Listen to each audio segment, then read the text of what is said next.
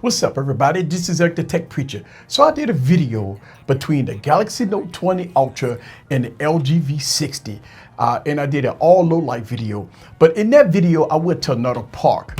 And in that park, it had horrible yellow lighting that made my skin tones look really bad. It took the cameras and tricked it. And one of the reasons why I always talk about using manual mode versus auto mode is because of that scene in that park that had my skin tones looking really bad. So in this video, I'm gonna go back out to that park with my Galaxy Note 20 Ultra, and I'm going to shoot this in auto mode and in manual mode so y'all guys can see the difference.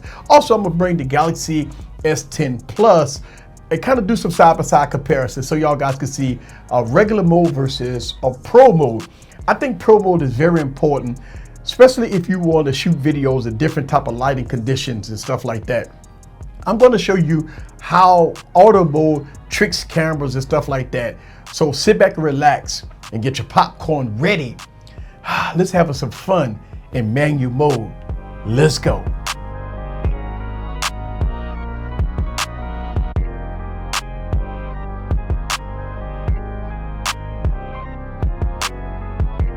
What's up, guys? This is Eric back with another video. So I always talk about not using auto mode in a lot of my videos because manual mode is king supreme.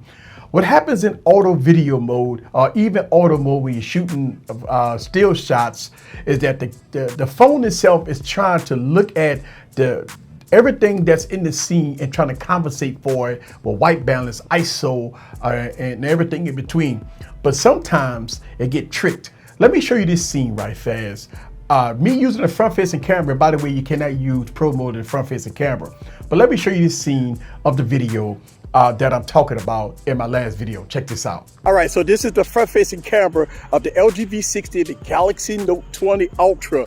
I want y'all guys to see this. Now, I can tell you, looking at the front-facing camera, I have the light shining on me right now, and looking at the viewfinder, the Galaxy Note has me I don't know a color that I can say it's more of a pale looking color.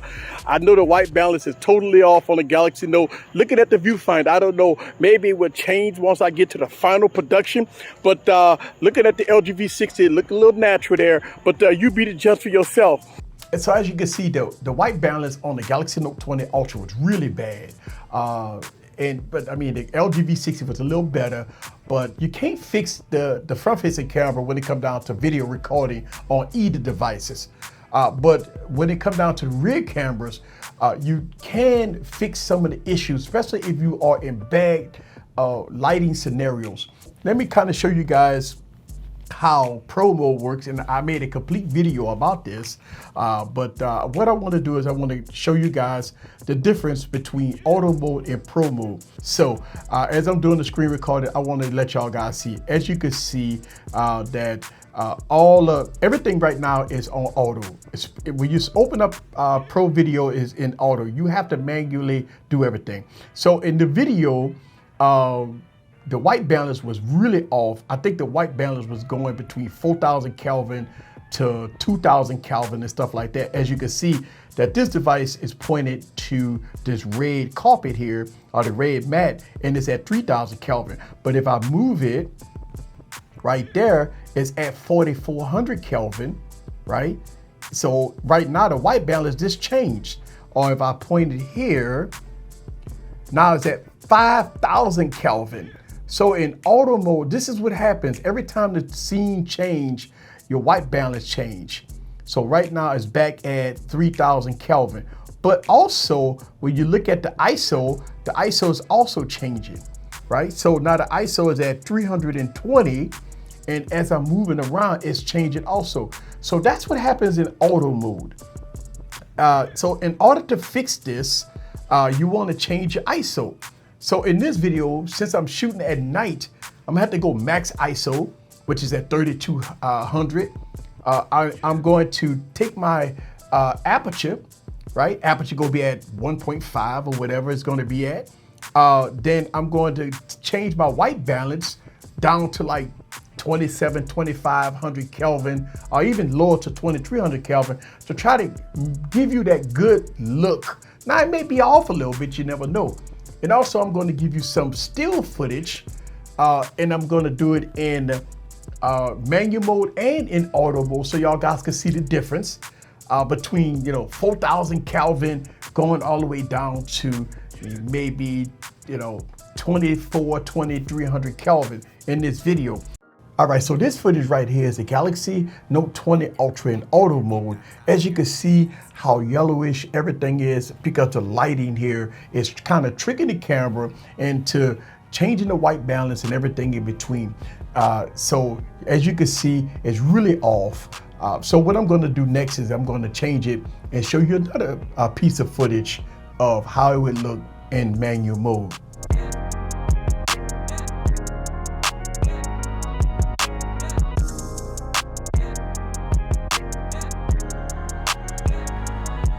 So the footage you're looking at right now is the Galaxy Note 20 Ultra, and this right here is in manual mode. I got the settings completely what I believe it should be to trying to give it that natural look. Now, don't get me wrong, the grass here is really oversaturated.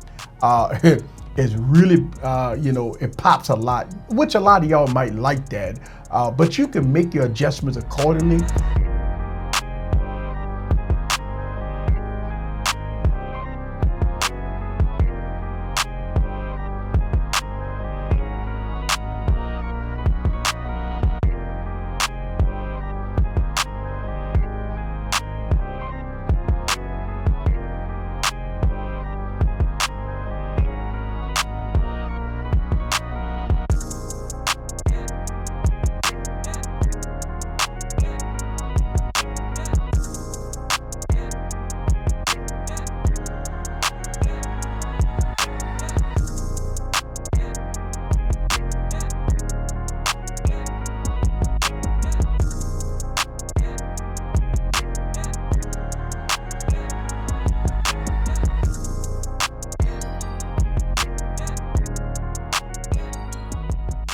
All right, guys, so I had to stop this video and kind of give you some commentary of this nighttime footage that I try to shoot here in the park.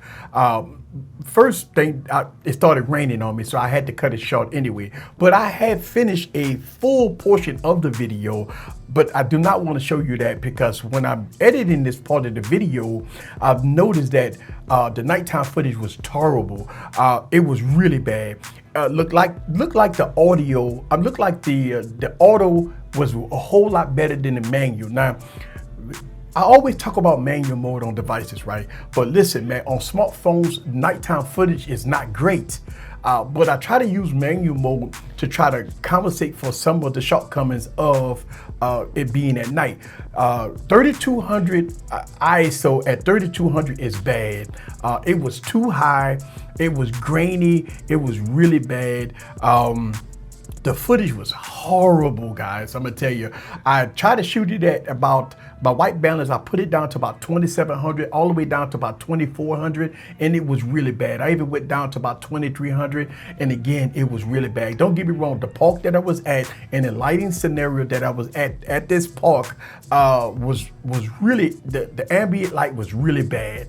So I try to compensate that by changing my white balance back and forth, but the ISO was so high that it was a pain to shoot. Now I did adjust my shutter speed a little bit, but again, it was really bad because I tried to use the rule of the 180 rule, but that doesn't work. So I try to move my shutter speed to about 150 to 140. I even went down to 130, and it was really bad. So nighttime footage on these, listen, this is a smartphone. Let's make sure we understand that.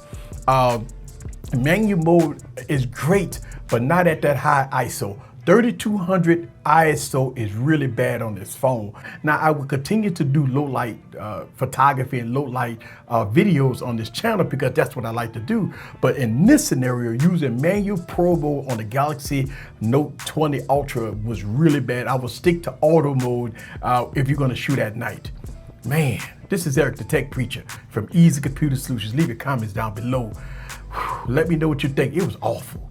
Let me know what you think about the Galaxy Note 20 Ultra in all its glory. See you guys on the next video. Peace.